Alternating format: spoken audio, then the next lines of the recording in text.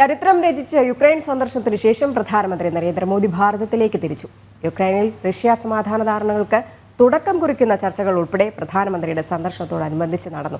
സമാധാനം പ്രതീക്ഷിക്കുന്ന ലോകത്തിലെ ഏറ്റവും വലിയ ജനാധിപത്യം എന്ന നിലയിലാണ് ഭാരതത്തിന്റെ ഇടപെടലെന്നും നരേന്ദ്രമോദി പറഞ്ഞു.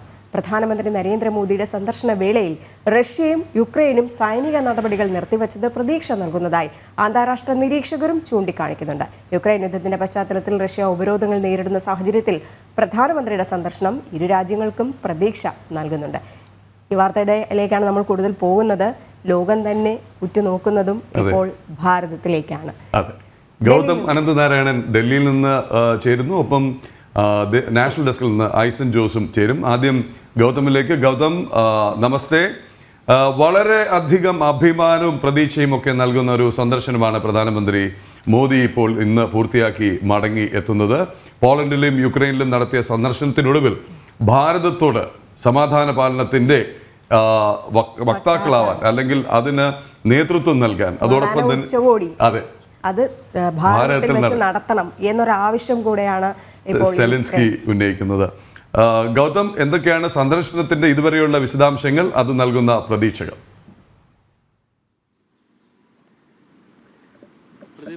രജനി, ഇരുവർക്കും നമസ്തേ.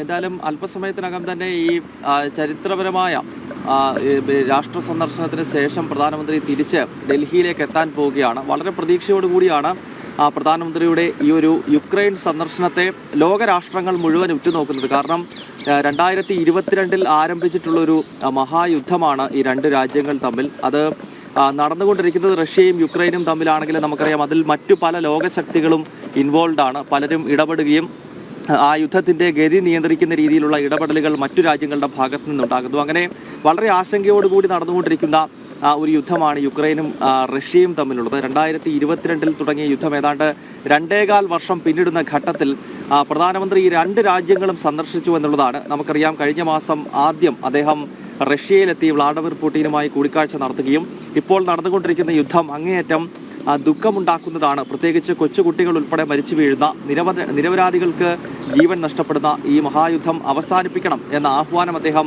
മോസ്കോയിൽ തന്നെ നടത്തുകയുണ്ടായി. അതിനുശേഷമാണ് ഇപ്പോൾ ചരിത്രപരമായ അദ്ദേഹത്തിന്റെ യാത്ര. അത് പോളണ്ടിലെത്തുന്നു. അവിടെ നിന്ന് പിന്നീട് ട്രെയിൻ മാർഗം അദ്ദേഹം കിവിലെത്തി വ്ളാഡിമിർ സെലൻസ്കിയുമായി, യുക്രൈൻ്റെ പ്രസിഡന്റുമായി കൂടിക്കാഴ്ച നടത്തുകയാണ്. ഈ കൂടിക്കാഴ്ചയിലും അദ്ദേഹം യുദ്ധം അവസാനിപ്പിക്കണമെന്നതാണ് ഭാരതത്തിന്റെ നിലപാട് എന്ന ആഹ്വാനം യുക്രൈൻ്റെ തലസ്ഥാന നഗരിയിൽ നിന്നുകൊണ്ടും അദ്ദേഹം നടത്തുന്നുണ്ട്. മാത്രമല്ല, യുക്രൈൻ എന്ന ചെറു രാഷ്ട്രത്തിന്റെ പരമാധികാരത്തെ പൂർണ്ണമായി തന്നെ ഭാരതം ബഹുമാനിക്കുന്നുവെന്നും സമാധാനത്തിന് വേണ്ട എന്ത് സഹായവും തങ്ങളുടെ ഭാഗത്ത് നിന്നുണ്ടാകും, ലോകത്തിലെ തന്നെ ഏറ്റവും വലിയ ജനാധിപത്യ രാജ്യത്തിന്റെ ഭാഗത്ത് നിന്ന് സമാധാനത്തിന് വേണ്ടിയുള്ള ഏത് പ്രവർത്തനങ്ങൾക്കും മുന്നിട്ടിറങ്ങും എന്ന ആഹ്വാനം കൂടി അദ്ദേഹം ഈ കൂടിക്കാഴ്ചയിൽ നടത്തുന്നു എന്നാണ് നമുക്ക് ലഭ്യമാകുന്ന വിവരം.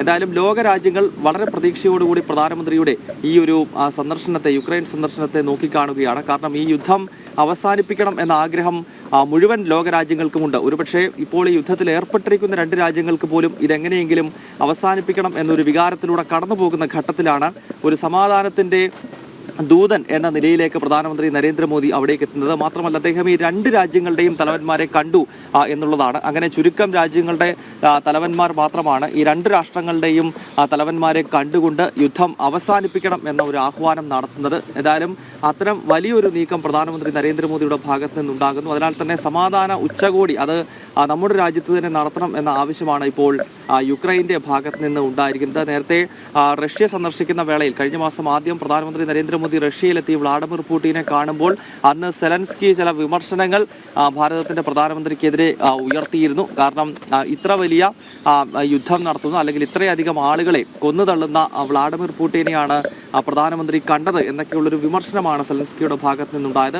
അത്തരം വിമർശിച്ച ആളുകളെ പോലും കൃത്യമായി തന്നെ അവരുടെ മനസ്സ് മാറ്റുവാനും ഭാരതത്തിന്റെ യഥാർത്ഥ സന്ദർശന ഉദ്ദേശം എന്താണ്, അല്ലെങ്കിൽ ഏതെങ്കിലും ഒരു രാജ്യത്ത് പോയി മറു രാജ്യത്തെ തള്ളിപ്പറയുകയോ അല്ലെങ്കിൽ ഒരിടത്ത് പോയി യുദ്ധം കൂടുതൽ ശക്തമാക്കണം എന്ന ആഹ്വാനം ചെയ്യുകയല്ല, മറിച്ച് യുക്രൈന് വേണ്ടിയാണ് റഷ്യയിലേക്ക് പോയത് എന്ന സന്ദേശമാണ് പ്രധാനമന്ത്രി ഇപ്പോൾ യുക്രൈനിലെത്തി നൽകുന്നത്. അല്ലെങ്കിൽ റഷ്യക്ക് ഇപ്പോൾ നൽകുന്ന സന്ദേശം റഷ്യക്ക് വേണ്ടിയാണ് യുക്രൈനിലേക്ക് പോയത്. അതായത് ഈ യുദ്ധം എത്രയും പെട്ടെന്ന് അവസാനിപ്പിക്കണം, യുദ്ധത്തിന്റെ ഇരകൾ സാധാരണക്കാരാണ് എന്ന കൃത്യമായ സന്ദേശം പ്രധാനമന്ത്രി നൽകുന്നു. എന്തായാലും ലോകരാജ്യങ്ങൾ വളരെ പ്രതീക്ഷയോടുകൂടി തന്നെയാണ് പ്രധാനമന്ത്രിയുടെ ഈ ഒരു യുക്രൈൻ സന്ദർശനത്തെ നോക്കിക്കാണുന്നത്. അദ്ദേഹത്തിന്റെ മധ്യസ്ഥതയിൽ ഈ യുദ്ധം അവസാനിക്കും എന്ന് വിശ്വസിക്കുന്ന രാജ്യങ്ങളുടെ എണ്ണമാണ് കൂടുതൽ. അതിനാൽ തന്നെ വളരെ പ്രതീക്ഷയോടുകൂടി അദ്ദേഹത്തിന്റെ ഈ യാത്രയെ നോക്കിക്കാണുകയാണ്. പ്രദീപ് പിള്ള. ഗൗതമിലേക്ക് ഇപ്പോൾ തിരികെ എത്താം. അതിന് മുൻപായിട്ട് നമുക്ക് കൂടുതൽ വിശകലനങ്ങൾ ആവശ്യമുണ്ട് ഗൗതമിലേക്ക്. പക്ഷെ ഗൗതം പറഞ്ഞതിന്റെ തുടർച്ചയായി തന്നെ ഇത് നൽകുന്നൊരു സന്ദേശം, അതായത് ഈ മോദിജിയുടെ റഷ്യ സന്ദർശനത്തെ വിമർശിച്ചവർ ഒട്ടേറെയുണ്ട്, സെലൻസ്കി അടക്കം. അതിനോടൊപ്പം തന്നെ നമ്മുടെ വിദേശമന്ത്രി ജയശങ്കർ നേരിട്ട ഒരു ചോദ്യമുണ്ട്, അതിന് മനോഹരമായ മറുപടി നൽകിയിട്ടുണ്ട്. ആ വാർത്തയിലേക്ക് പിന്നെ വരാം. എന്തിനാണ് രാഷ്ട്രീയം കൂടെ കലർത്തുന്ന ആളുകളും ഉണ്ടായിരുന്നു ഇതിനിടയിൽ ഇവിടെ. അതെ, അതുപോലെ തന്നെ സെലൻസ്കി അവിടെ ഇരുന്ന് പറയുമ്പോൾ ഭാരതത്തിൽ ഇരുന്നിട്ട് ഭാരതം എന്തുകൊണ്ട് ഈ യുദ്ധത്തിൽ ഇടപെടുന്നില്ല, എന്തുകൊണ്ട് യുദ്ധം നിർത്തിവെക്കാൻ ആവശ്യപ്പെടുന്നില്ല എന്നുള്ള മട്ടിൽ ഇവിടെ നിന്നല്ല, എൻറ്റയർ വെസ്റ്റ്, പടിഞ്ഞാറൻ ലോകം മുഴുവൻ, US നിന്നും യൂറോപ്പിൽ നിന്നടക്കമുള്ളവർ പറഞ്ഞു ഭാരതം ഇടപെടണം എന്നാവശ്യപ്പെട്ടു. ഭാരതം എടുത്തു ചാടി ഇടപെട്ടൊരു പ്രസ്താവന നടത്തുന്ന രാഷ്ട്രമല്ല എന്ന് ഇപ്പോൾ ലോകത്തിനും മനസ്സിലായി, ഭാരതത്തിൽ വിമർശകർക്കും മനസ്സിലായിട്ടുണ്ടാവും. ഈ സെലൻസ്കിയാണ് ഇപ്പോൾ പറഞ്ഞിരിക്കുന്നത് സമാധാന ഉച്ചകോടി ഭാരതത്തിൽ നടത്തണം എന്നുള്ളത്. അതുപോലെ തന്നെ അപ്പോൾ ഇരു രാഷ്ട്രങ്ങളും ചേർന്ന് ഭാരതത്തെ മധ്യസ്ഥരായി കാണുന്നു എന്നുള്ളതാണ് ഇതിന്റെ സന്ദേശം. യൂറോപ്പിലെ വലിയ രാജ്യങ്ങൾക്കപ്പുറത്തേക്ക് ഭാരതം കടന്നു എന്നുള്ളൊരു സന്ദേശം കൂടെയാണ് ഈ ഒരു കൂടിക്കാഴ്ചയിലും ഈ സന്ദർശനത്തും വ്യക്തമാക്കുന്നത്. ഇതിനു മുൻപ് പോളണ്ട് സന്ദർശിച്ചിട്ടുണ്ടായിരുന്നു പ്രധാനമന്ത്രി നരേന്ദ്രമോദി. അതാണ് ഇപ്പോൾ ലോകരാജ്യങ്ങളെല്ലാം പറയുന്ന ഒരേ ഒരു കാര്യം, ഭാരതം വളർന്നുകൊണ്ടേയിരിക്കുന്നു, സമാധാനത്തിന് വേണ്ടി ശ്രമിക്കുന്ന ഏക ജനാധിപത്യ രാജ്യമായിട്ട് ഭാരതം മാറിക്കൊണ്ടേയിരിക്കുന്നു.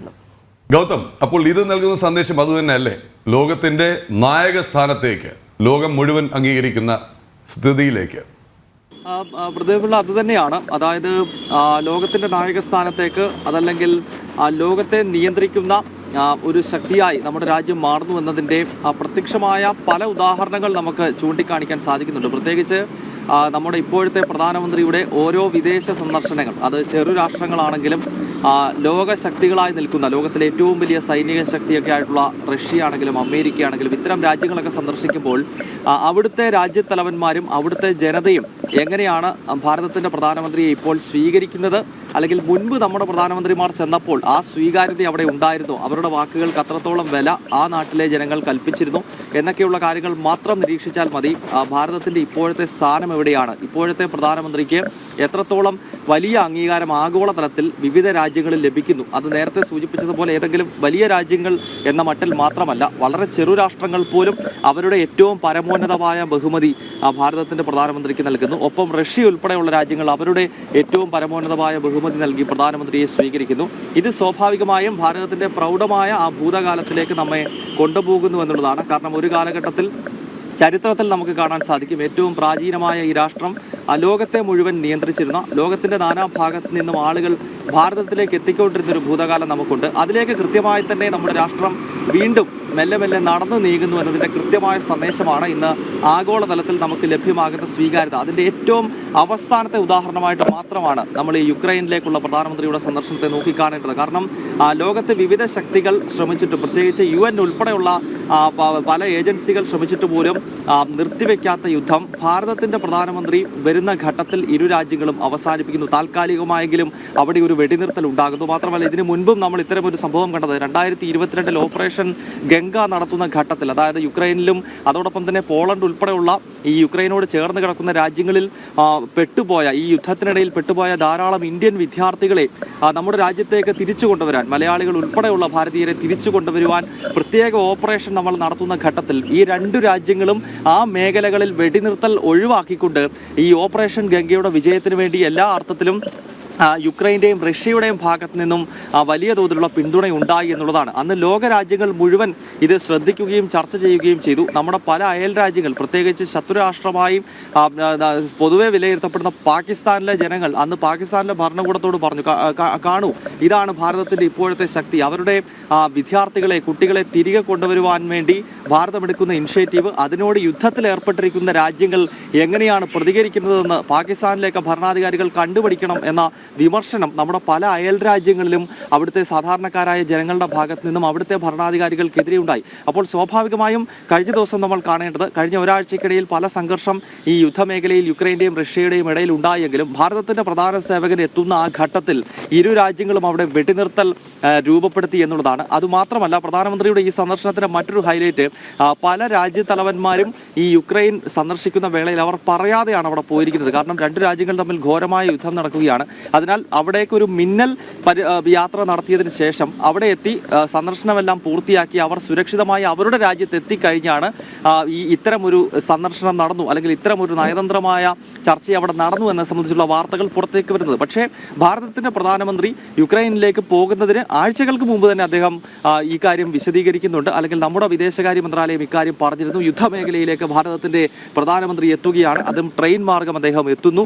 അവിടെ എത്തി വ്ളാഡിമിർ സെലൻസ്കി ഉൾപ്പെടെയുള്ളവരുമായി കൂടിക്കാഴ്ച നടത്തുമെന്ന് പ്രഖ്യാപിച്ചുകൊണ്ട് ലോകരാഷ്ട്രത്തിന് മുന്നിൽ ഇതാ ഞങ്ങളുടെ പ്രധാന സേവകൻ എത്തുകയാണ് സമാധാനത്തിന്റെ സന്ദേശവുമായി എന്ന കൃത്യമായ സന്ദേശം മുന്നോട്ട് വെച്ചുകൊണ്ടാണ് പ്രധാനമന്ത്രി ഈ യുദ്ധഭൂമിയിലേക്ക് എത്തി, അല്ലെങ്കിൽ യുദ്ധത്തിന്റെ കെടുതി അനുഭവിക്കുന്ന ഒരു രാജ്യത്തേക്ക് എത്തി അവിടെ സമാധാനം വേണം എന്ന ആഹ്വാനം ആ രാഷ്ട്രത്തെ ധരിപ്പിക്കുന്നത്. അത് അവിടെ മാത്രമല്ല എന്നതാണ് വളരെ ശ്രദ്ധേയം. ഈ യുദ്ധത്തിന് തുടക്കം കുറിച്ചിട്ടുള്ള റഷ്യയിലും അദ്ദേഹം എത്തുകയും റഷ്യൻ പ്രസിഡന്റുമായുള്ള കൂടിക്കാഴ്ചയിൽ വളരെ വൈകാരികമായി തന്നെ യുദ്ധം ഉണ്ടാക്കുന്ന പ്രതിസന്ധികൾ എന്താണ്, അല്ലെങ്കിൽ നിരപരാധികളും യുദ്ധവും തമ്മിൽ എങ്ങനെയാണ് കണക്റ്റഡ് ആവുന്നത്, കൊച്ചു കുട്ടികൾ കൊല്ലപ്പെടുന്നു, ഇത് അങ്ങേയറ്റം വേദനയുണ്ടാക്കുന്ന കാഴ്ചകളാണ്. അതിനാൽ ഇത് നിർത്തൂ, ഇനിയും ഇത് മുന്നോട്ട് കൊണ്ടുപോകരുത് എന്ന ശക്തമായ സമാധാനത്തിന്റെ സന്ദേശം അദ്ദേഹം മോസ്കോയിലും നടത്തുന്നുണ്ട്. അതിനാൽ സ്വാഭാവികമായും ലോകരാഷ്ട്രങ്ങൾ വളരെ പ്രതീക്ഷയോടുകൂടിയാണ് ഭാരതത്തിന്റെ ഈ ഒരു ഇനിഷ്യേറ്റീവിനെ നോക്കിക്കാണുന്നത്. സമാധാനം പുലരുവാൻ ഭാരതത്തിന്റെ സാന്നിധ്യം അനിവാര്യമാണ് എന്ന നിലയിലേക്ക് കാര്യങ്ങൾ എത്തുന്നു എന്നതിന്റെ ഏറ്റവും അവസാന ഉദാഹരണം മാത്രമായിട്ടാണ് പ്രധാനമന്ത്രിയുടെ ഇപ്പോഴത്തെ ഈ ഒരു യുക്രൈൻ സന്ദർശനത്തെ നോക്കിക്കാണാൻ.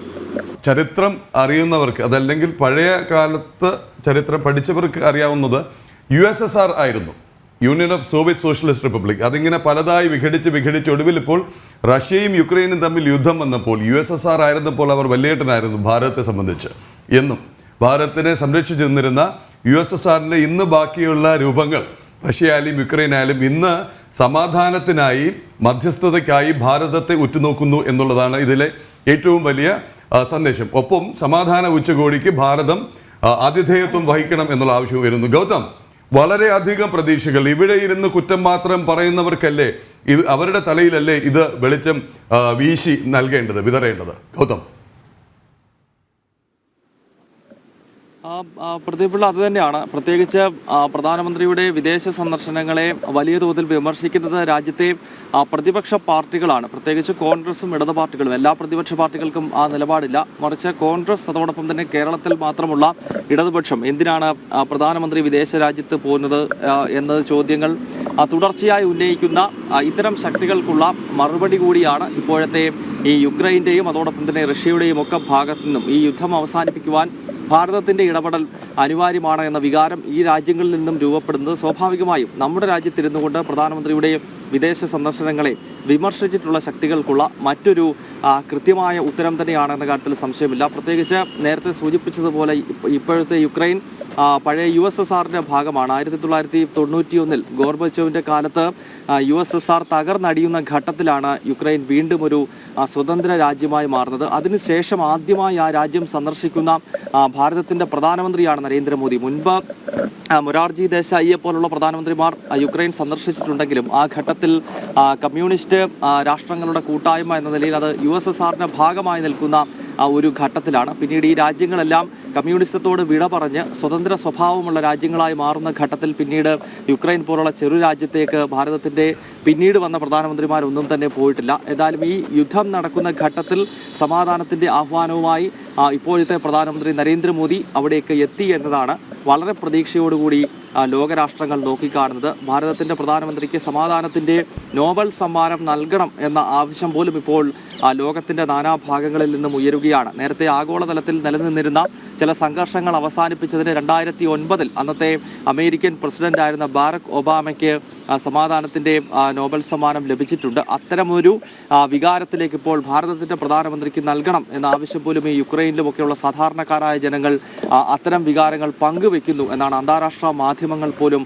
റിപ്പോർട്ട് ചെയ്തത്. എന്തായാലും ചരിത്രപരമായ യുക്രൈൻ സന്ദർശനം എന്ന് തന്നെ വേണം വിശേഷിപ്പിക്കാൻ. അതിന് തൊട്ടു മുൻപ് അദ്ദേഹം പഴയ USSRന്റെ ഭാഗമായ പോളണ്ട് അവിടേക്കും പോയിരുന്നു. ഏതാണ്ട് 45 വർഷങ്ങൾക്ക് ശേഷമാണ് ഭാരതത്തിൻ്റെ ഒരു പ്രധാനമന്ത്രി പോളണ്ട് സന്ദർശിക്കുന്നത് എന്ന മറ്റൊരു വസ്തുത കൂടി നമ്മൾ ഇതോടൊപ്പം തന്നെ കൂട്ടി വായിക്കണം. പോളണ്ടിൻ്റെ പ്രസിഡന്റുമായുള്ള കൂടിക്കാഴ്ചയിൽ അദ്ദേഹവും മുന്നോട്ട് വെച്ച ഒരു നിലപാട് പോളണ്ട് വ്യക്തമാക്കിയത് നമ്മുടെ പ്രധാനമന്ത്രിക്ക് മാത്രമാണ് ഈ വിഷയം പരിഹരിക്കാൻ കഴിയുന്നത്. അതിനാൽ ഈ യുദ്ധത്തിൻ്റെ ഇടയിൽ ഒരു മധ്യസ്ഥതയ്ക്ക് പ്രധാനമന്ത്രിക്ക് കഴിയും. അതിനാൽ ഈ സന്ദർശനത്തിലൂടെ ഈ യുദ്ധം അവസാനിപ്പിക്കാൻ കഴിയും എന്ന നിലപാട് പോളണ്ട് മുന്നോട്ട് വെച്ചിരുന്നു. എന്തായാലും വളരെ പ്രതീക്ഷയോടുകൂടി ലോകം ഉറ്റുനോക്കുന്ന ഒരു കൂടിക്കാഴ്ചയായി ഈ വ്ളാഡിമിർ സെലൻസ്കിയുമായുള്ള പ്രധാനമന്ത്രിയുടെ കൂടിക്കാഴ്ച മാറി. അങ്ങനെ ആ ചരിത്ര ദൗത്യം പൂർണ്ണമായി വിജയിപ്പിച്ചതിന് ശേഷമാണ് ഇപ്പോൾ ഭാരതത്തിന്റെ പ്രധാനമന്ത്രി തിരികെ ഡൽഹിയിലേക്ക് യാത്ര ചെയ്തുകൊണ്ടിരിക്കുന്നത്.